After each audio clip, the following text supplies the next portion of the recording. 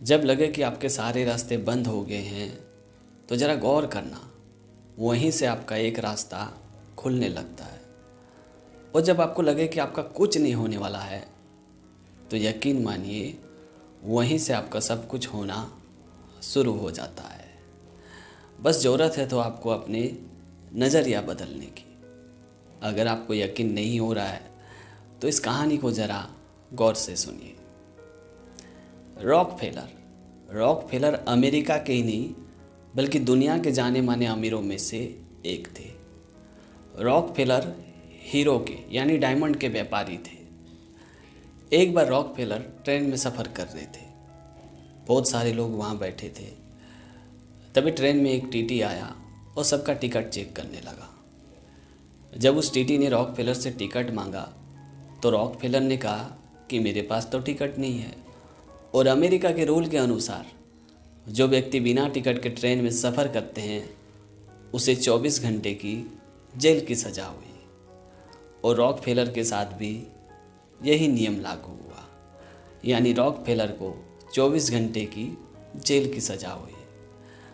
उसके बाद टीटी ने पुलिस अधिकारी को बुलाया और रॉकफेलर को जेल भेज दिया।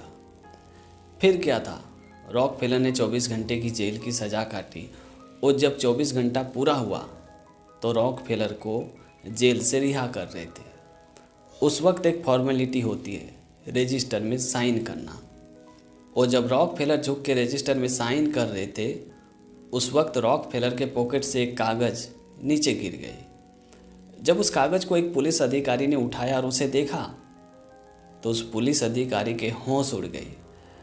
वो कागज़ कोई सिंपल कागज़ नहीं था, बल्कि वो एक ट्रेन का टिकट था, और वो उसी ट्रेन का टिकट था जिसमें रॉकफेलर सफ़र कर रहे थे।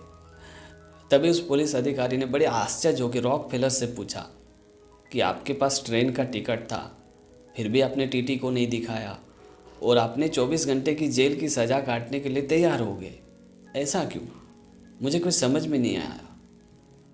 आखिर ऐसी क्या वजह थी कि आपके पास टिकट होने के बावजूद भी आपने टीटी को टिकट नहीं दिखाया और यहाँ जेल की सज़ा काटने के लिए आप आ गए? तभी रॉकफेलर ने मुस्कुराते हुए कहा कि दरअसल बात यह है कि मैं हीरे का व्यापारी हूँ, और जब मैं ट्रेन में सफ़र कर रहा था उस वक्त मेरे पास करोड़ों रुपए के हीरे थे, और ये बात ट्रेन में कुछ चोर लुटेरों को पता चल गई थी, और मुझे पता था कि वो चोर लुटेरे कैसे भी करके हमसे वो हीरे चुरा लेंगे।